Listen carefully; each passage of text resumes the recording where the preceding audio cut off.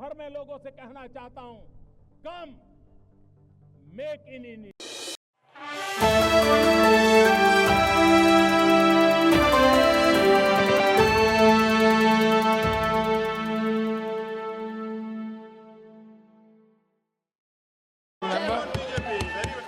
Thank you.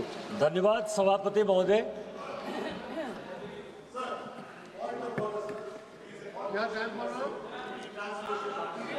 Translation. धन्यवाद सभापति महोदय। है ना ट्रांसलेशन? एक minute, just a minute. Translation is going on. English, Hindi, Hindi तो बोल रहे, English is going on. You please confirm translation. Just a minute, Nishikanji, just a minute. Some problem is there, technical issues is there, so doing. Yeah, just a minute. Just a minute.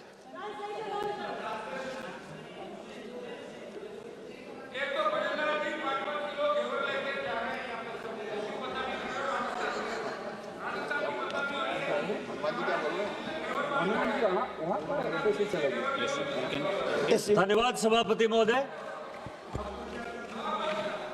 मैं भारत की सेना का, इस देश के प्रधानमंत्री का धन्यवाद देना चाहता हूं कि जिन्होंने पहलगांव की घटना के बाद अभी कर दिया, अभी से शुरू हुआ ऑपरेशन सिंदूर करके पाकिस्तान को मुंह तोड़ जवाब दिया।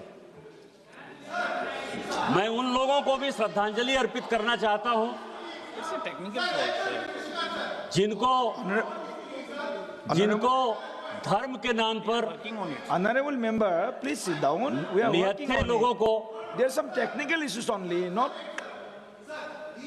ये प्रॉब्लम जो है वो प्लीज वेट। ये प्रॉब्लम लोकसभा का है, ये प्रॉब्लम मेरा नहीं है। मुझे हिंदी आती है तो मैं हिंदी ही बोलूंगा ना।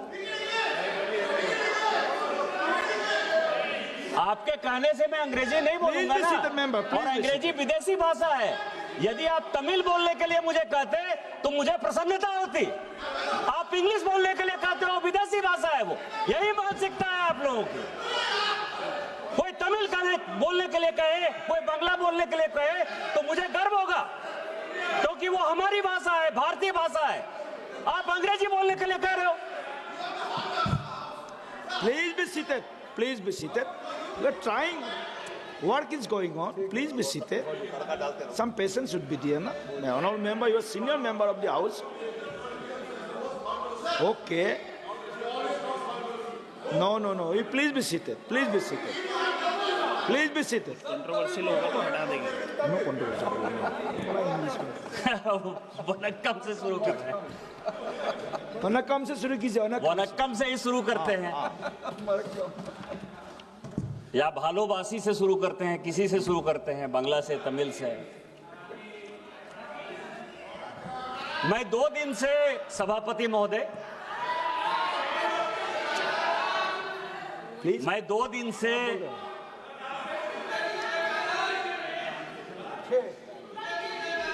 अरे मैं तो वही बोल रहा हूँ, थोड़ा सा patience please. Some technical issues is there, so working on it. Please.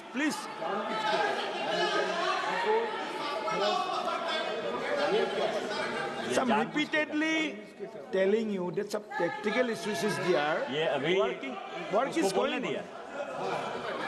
Just a minute. आप ये देखें sir, chairman sir, Please be seated. Chairman sir, अभी 30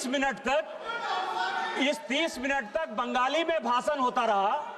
किसी भी तमिलनाडु के सांसद ने इतना चिल्लाकर बात नहीं किया। उनको हिंदी से क्या प्रॉब्लम है सर? हमको तमिल से प्रॉब्लम नहीं। तमिल महान भाषा है, हम तमिल का रिगार्ड करते हैं, आदर करते हैं, सम्मान करते हैं। उनको हिंदी से क्या प्रॉब्लम है सर? और यही कांग्रेस की मानसिकता है, यही कांग्रेस के सभी सहयोगी पार्टियों की मानसिकता है। उनको नॉर्थ इंडियन से प्रॉब्लम है सर। हिंदी बोलना इस देश में गुनाह हो गया सर। और एक दिन ऐसा होगा कि पूरा का पूरा देश जो है वो इंग्लैंड हो जाएगा, अंग्रेजों के गुलाम हो जाएंगे सर।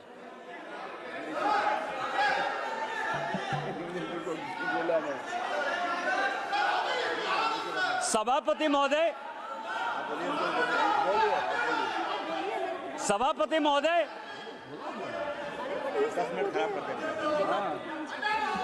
मेरा समय बर्बाद हो रहा है सर, मेरा समय बर्बाद हो रहा है सर। और वो समय इंक्लूड होगा इसमें सर।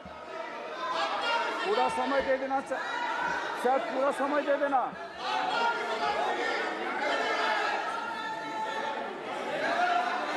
अरे आवाज नहीं आ रही है, मेरी भी आवाज नहीं आ रही है। नहीं, मेरी आवाज आ रही है।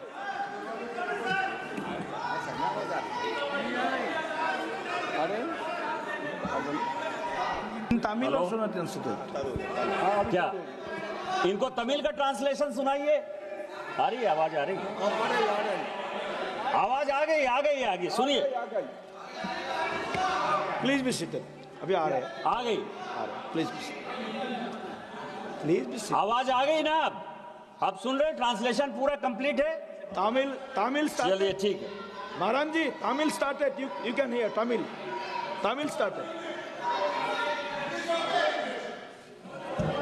English is also coming.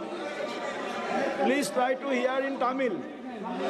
Tamil is the oldest language. Tamil is the pride of India. Tamil is the oldest language of India. Please listen. Tamil, please listen. Tamil. आप बोलिए। सभापति महोदय, please be seated, please be seated. सभापति महोदय, अभी कांग्रेस की महासचिव और सांसद प्रियंका जी काफी कुछ बोलकर गई और उन्होंने कहा कि इतिहास से कोई मतलब नहीं है, वर्तमान में जी। जो व्यक्ति, जो देश, जो समाज इतिहास को भूलता है वो अपने आप को मिट्टी में मिला लेता है। इतिहास से सीखना चाहिए, वर्तमान में जीना चाहिए। और इस पार्लियामेंट में और इस देश में जिन दो चीजों पर बात होती है सभापति महोदय, हम लोग किस चीज पर चर्चा करते हैं? हम लोग या तो कश्मीर पर चर्चा करते हैं या चीन पर चर्चा करते हैं। इन्हीं दो चीजों पर चर्चा करते हैं। और प्रियंका गांधी और राहुल गांधी जी को लगता है कि नेहरू जी पर उनका एक स्टाम्प है। नेहरू जी आपके नाना हो सकते हैं, दादा हो सकते हैं, इस देश के वो पहले प्रधानमंत्री थे और उनके किए हुए कारनामे पर प्रश्न उठाने का मुझे पूरा अधिकार है। आपकी कोई गारंटी नहीं है, आपकी कोई यूएसपी नहीं है, वो इस देश के प्रधानमंत्री हैं। और यदि लम्हों ने खता की, सदियों ने सजा पाई, तो हम जो सजा पा रहे हैं उसके बारे में प्रश्न उठाने का मुझे पूरा अधिकार है। एक किताब है सर जो नेहरू जी ने खुद लिखी और इस समाज को, इस देश को जानने का अधिकार है। उन्होंने लिखा, उनकी किताब है glimpses of world history. Chair पे आना है 4 बजे। और वही कांग्रेस की मानसिकता और विपक्षी पार्टियों की मानसिकता वहीं से निकलती है। ग्लिम्सेस ऑफ वर्ल्ड हिस्ट्री में सभापति महोदय, नेहरू जी ने लिखा कि मोहम्मद गजनी जिसको गजनी और गोरी जिसको कि हम लुटेरा मानते हैं, जो आज का टेररिस्ट जिसको कहते हैं, वो उस जमाने का टेररिस्ट हुआ करता था, उसको वो कहते हैं कि वो वॉरियर था। उसको वो कहते हैं कि वो केवल अपने अंपायर को एक्सपेंड करने के लिए आया था और उसने हिंदुओं पर कोई जुल्म नहीं किया। ये ग्लिम्सेस ऑफ वर्ल्ड हिस्ट्री में खुद मिस्टर नेहरू लिखते हैं। और यही आज की मानसिकता है। और दूसरी मानसिकता जिसमें कि नेहरू जी के किए हुए कामों पर ये परिवार क्वेश्चन उठाता है। मैं आपको बताऊं कि पाकिस्तान, जिसको कि माननीय गृह मंत्री जी ने बोला, मैं उसको आगे बढ़ाना चाहता हूं कि आखिर पाकिस्तान क्यों बना। और ये मैं सभी को बताना चाहता हूं कि पाकिस्तान क्यों बना। पाकिस्तान दो लोगों ने बनवाया, एक का नाम था मिस्टर जिन्ना, दूसरा का नाम था लियाकत अली। जब 1946 में, प्लीज, जब 1946 में लियाकत अली इस देश का कट्टर नागरिक होना चाहता था। लियाकत अली वेस्टर्न उत्तर प्रदेश का था और वो यहीं बैठकर राजनीति करना चाहता था। 1946 में जब संवित सरकार बनी मिस्टर नेहरू ने और लियाकत ने अपनी आत्मकथा में लिखा है कि नेहरू ने अपनी बहन विजय लक्ष्मी पंडित को 1946 में जब मॉस्को का राजदूत बनाया, उस चीज से लियाकत इतना दुखी हुआ, परिवारवाद से इतना दुखी हुआ कि उसने उसी दिन डिसाइड कर लिया कि जिस दिन भारत का पार्टीशन होगा मैं पाकिस्तान चला जाऊंगा, और पाकिस्तान और हिंदुस्तान का बंटवारा हो गया। वही परिवारवाद आज कांग्रेस को यहां तक ले आई है सर, इस देश को यहां तक ले आई है। अब मैं आपको बता रहा हूं कि हम लोग कश्मीर पर बात करते हैं, 370 पर बात करते हैं। प्लीज प्लीज प्लीज बैठिए, प्लीज बैठिए, प्लीज बी सीटेड, प्लीज माननीय सदस्य बैठिए। मैं डोंट प्लीज सुनिए इनको। सर ये कांग्रेसियों की आदत है, ये मुझे बोलने नहीं देते। ज्यादा सुनना पड़ेगा फिर। मैं आपको बताऊं सर, अभी पूरा डेलीगेशन, हम लोग 7 डेलीगेशन गए, संजोग से मैं भी उस डेलीगेशन का पार्ट रहा। हमने ये कहा सभापति महोदय कि 370 जो है वो विशेष तौर पर ऐसी परिस्थिति में लगाया गया जिसके लिए वो हकदार नहीं था। इसकी कहानी समझिए सर कि आखिर 370 क्यों लगा और ये कश्मीर का प्रॉब्लम क्यों है जिसके कारण कि पूरे देश में लड़ाई है। जब 1942 में भारत छोड़ो आंदोलन हुआ, पूरे देश की जनता भारत छोड़ो आंदोलन कर रही थी। हम अंग्रेजों भारत छोड़ो का आंदोलन कर रहे थे। कश्मीर एक ऐसा जगह था सभापति महोदय कि वहां शेख अब्दुल्ला साहब राजा कश्मीर छोड़ो का आंदोलन चला रहा था। ये ऐसा यदि करेंगे सर तो कभी भी कांग्रेस वाले नहीं बोल पाएंगे। ये जो रनिंग कमेंट्री है ना सर, ये जो वर्षा गायकवाड़ है, अब आप समझिए कि इसको इतना भी नहीं पता है कि लॉबी में कोई चलता है तो हंसी मजाक होता है, न्यूज बनाती है, इतना भी नहीं पता है। आप ये समझे सभापति महोदय, मैं आना चाहता हूं विषय पर कि जब शेख अब्दुल्ला का राजा भारत छोड़ो आंदोलन चल रहा था तो जिन्ना बहुत तेज थे।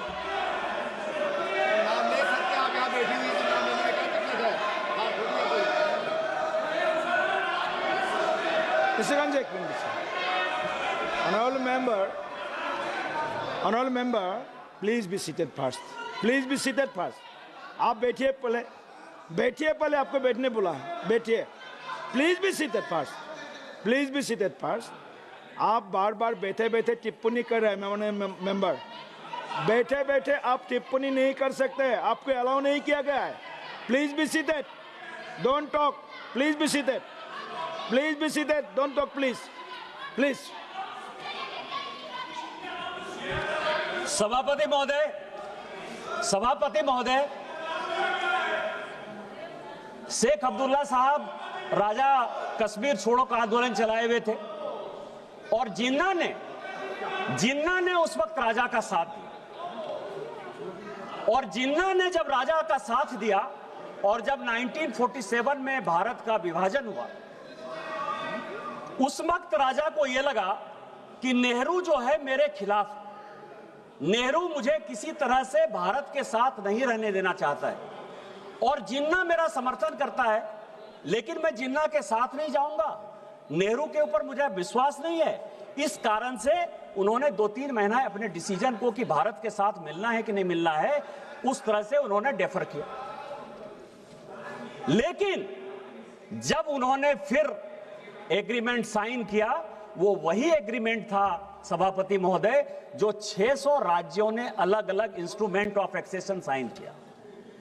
जब मणिपुर के साथ वही लागू हो गया, जब कच्छ के साथ वही लागू हो गया, जब उत्तर प्रदेश के साथ वही लागू हो गया, तो कश्मीर में कैसी ऐसी बात थी जो आपने उसको धारा 370 दे दिया? और यदि जिनको लगता है कि 2 नेशन थ्योरी के आधार पर वो साइन नहीं हुआ, तो जब सिक्किम 1975 में भारत में मिला, जब गोवा 1962 में भारत में मिला, तो उसको 370 आपने क्यों नहीं दे दिया? आज जो ये कश्मीर के हालात हैं, उस हालात के पीछे यदि नेहरू गांधी परिवार जिम्मेवार है तो हम जिम्मेवार नेहरू जी को ठहराएंगे या नहीं ठहराएंगे? इसमें प्रियंका गांधी और राहुल गांधी को परेशानी क्या है? ये आप कह रहे हो। मैं आपको दूसरी बात कर रहा हूं। चाइना की बहुत बात, जितने अखिलेश यादव जी बोले चाइना के बारे में बोले, कनिमोझी जी चाइना के बारे में बोली, सुप्रिया जी चाइना के बारे में बोली, जितने अपोजिशन के आदमी हैं सब चाइना के बारे में बोल रहे हैं। सुप्रिया ने बोला, नहीं बोला, मना कर दिया। अब आपको मैं बताऊं सर, इस देश में क्या क्या हुआ सभापति महोदय। 1985 का एक CIA का डॉक्यूमेंट हमने रिलीज किया, खुद ही ट्वीट किया, और उसने ये कहा कि कांग्रेस पार्टी के 40% सांसद सोवियत रूस के लिए मुखबिरी करते थे, उनसे पैसा लेते थे, उनसे पैसा लेकर चुनाव लड़ते थे। आज तक कांग्रेस के किसी आदमी ने उसके ऊपर डिफेमेशन नहीं किया। 1962 के युद्ध के पहले 1961 में बेलग्रेड सम्मेलन हुआ। मैं आपको बता रहा हूं कि आप लोगों ने कहा कि पड़ोसी देश ने क्या किया।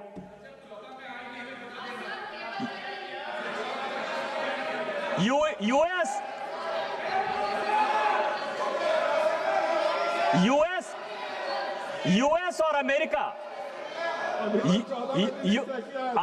यूएस और अमेरिका के पहले 1961 में नेहरू जी ने कहा तिब्बत देने के बाद, और मैं तिब्बत पर भी आना चाहूंगा सर कि तिब्बत है क्या।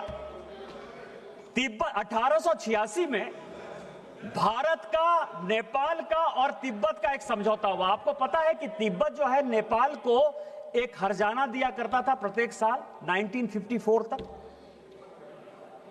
वो कभी भी चाइना का पार्ट नहीं था, नेपाल का हिस्सा हुआ करता था तिब्बत, और इसी नेहरू की गलती के कारण तिब्बत चला गया। आज चाइना हमारे माथे पर खड़ा है।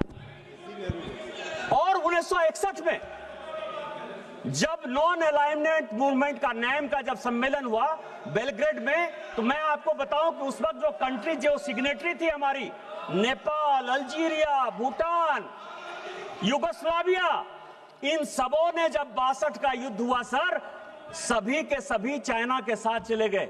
और उतना छोड़िए, आप पड़ोसी देशों की बात कर रहे हो। 62 में हमारे हारने के बाद नेपाल ने अपना बाउंड्री एग्रीमेंट चाइना के साथ साइन किया, मंगोलिया ने साइन किया, वियतनाम ने साइन किया, कोरिया ने साइन किया। कौन सा देश आपके साथ खड़ा था? कौन सा देश आपके साथ खड़ा था? कौन सा देश खड़ा था आपके साथ? और 62 में क्या हुआ सर? ये सैनिकों की बात कर रहे हैं। मैं आपको एक और कहानी बताना चाहता हूं, आप सैनिकों का क्या सम्मान और असम्मान करते हैं। 71 का जो ढिंढोरा आप पीट रहे हैं कि 71 में हमने इतना बड़ा विक्ट्री कर लिया, इतना बड़ा विक्ट्री कर लिया, एक और देश को हमारे माथे पर खड़ा कर दिया। यदि बनाना था तो 2 नेशन थ्योरी में हिंदू बांग्लादेश बनाना था और मुस्लिम बांग्लादेश बनाना था। लेकिन जो फील्ड मार्शल थे जनरल मानिक शाह, जिनके कारण कि हम युद्ध जीते, आप सैनिकों की बात कर रहे हो। आपको पता है कि 72 में जब उनको फील्ड मार्शल की उपाधि मिली, फील्ड मार्शल वो होता है कि जो जनरल को मिलता है, जो आर्मी चीफ को जितना पैसा मिलता है, दरमाहा जिसको कहते हैं पैसा, वो पैसा उसको मिलेगा, इसीलिए वो फील्ड मार्शल है। उतनी सुविधा उसको मिलेगी, इसलिए फील्ड मार्शल है। आपको आश्चर्य होगा सभापति महोदय कि 1972 से लेके 2007 तक इस कांग्रेस सरकार ने उनको पेंशन तक नहीं दिया। फील्ड मार्शल का पैसा तो छोड़िए, जब कलाम साहब राष्ट्रपति हुए और उन्होंने इंटरवीन किया तो 2008 में फाइनली उनको पेंशन मिला। आप आर्मी चीफ की इज्जत नहीं करते हो, 71 बार के हीरो की इज्जत नहीं करते हो, और आप कहते हो कि आप सेना के बारे में सम्मान करते हो। मैं आपको 62 के युद्ध की बात बता रहा हूं सर। इन्होंने अपने रिश्तेदार को, भाई भतीजाबाद केवल पॉलिटिक्स में नहीं, 1962 के चाइना युद्ध के समय इन्होंने असम नेपा का जो हेड है वो मिस्टर कौल को बनाया। कौल कौन था? कौल नेहरू जी का चचेरा भाई था। 18 सेनापति को बाईपास करके उसको उन्होंने बनाया। और आपको पता है क्या हुआ सर? उस युद्ध में चीन हमारे साथ चीन के खिलाफ अमेरिका भी था और ब्रिटेन भी था। लेकिन आपको आश्चर्य लगेगा सर कि जो आकाशवाणी में जब नेहरू जी ने अनाउंस किया कि आसाम हमारे हाथ से चला गया, तो मिस्टर कौल जो है भाग कर आ गए सर, और यहां रिसर्च रेफरल अस्पताल है धौला कुआं का, यहां जो है वो भर्ती हो गए अस्पताल में। आप किस तरह की बात कर रहे हो? उन्होंने अपनी किताब में लिखा सर, अनटोल्ड स्टोरी में, अनटोल्ड स्टोरी में लिखा, उसी मिस्टर बी.एल. कौल ने लिखा कि इंडियन एयरफोर्स यदि हमारा साथ देती तो शायद हम बच सकते थे, लेकिन नेहरू ने एयरफोर्स का जो है कोई भी उपयोग नहीं किया, जिसके कारण कि भारत के, उन्होंने अपने स्टोरी में लिखा। और इसके बाद में एक और कहानी बताना चाहता हूं सर, जो अनटोल्ड स्टोरी में हुआ कि एक आर्मी चीफ ने रिटायर्ड आर्मी चीफ ने, गिरिराज जी ये बड़ा महत्वपूर्ण है, जयंती शिपिंग कंपनी बनाई। जयंती शिपिंग कंपनी बनाई सर। उस वक्त 1000 करोड़ का बैंक लोन ले लिया जयंती शिपिंग ने। उसको जो है उस तेजा ने, रवि तेजा जिसका कंपनी का नाम था, उसने लंदन में मकान लिया। और आपको पता है मधुलिमिया जी ने इसी हाउस में कहा सभापति महोदय कि तेजा साहब जो है राजीव गांधी का और संजय गांधी का रहने का खर्चा और पूरे पढ़ाई का खर्चा वो जयंती शिपिंग का मालिक तेजा देता था। इस तरह की बातें कर रहे हो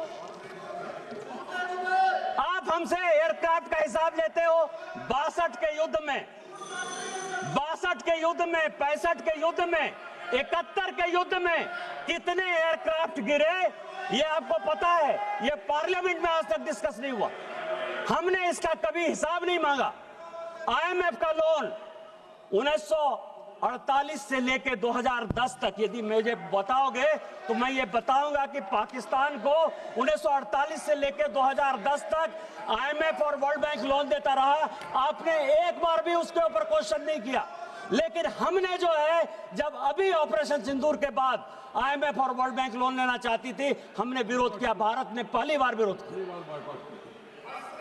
आप सुनना चाहते हो? 65 के युद्ध में 45 एयरक्राफ्ट आपने लूज किया। 1971 के युद्ध में 71 एयरक्राफ्ट आपने लूज किया। आपसे कभी किसी ने हिसाब पूछा? हम देशभक्त नागरिक हैं। भारतीय जनता पार्टी का जन्म ही उसी से हुआ है। श्यामा प्रसाद मुखर्जी जी ने इस कश्मीर को बचाने के लिए अपना बलिदान दिया है। माननीय नरेंद्र मोदी जी ने 1952, 93 में झंडा फहराने के लिए अपने जान की परवाह नहीं की। हमारे लिए एक एक नागरिक महत्वपूर्ण है। आतंकवादी को मिट्टी में मिलाएंगे, पाकिस्तान ऑक्युपाइड कश्मीर को भारत का अंग बनाएंगे। यही हमारा संकल्प है, यही हमारा न्यू नॉर्मल है। और जिस दिन ये बनेगा उस दिन भारत एक होगा। आपने मुझे मौका दिया। इन्हीं शब्दों के साथ जय हिंद, जय भारत। बहुत बहुत धन्यवाद।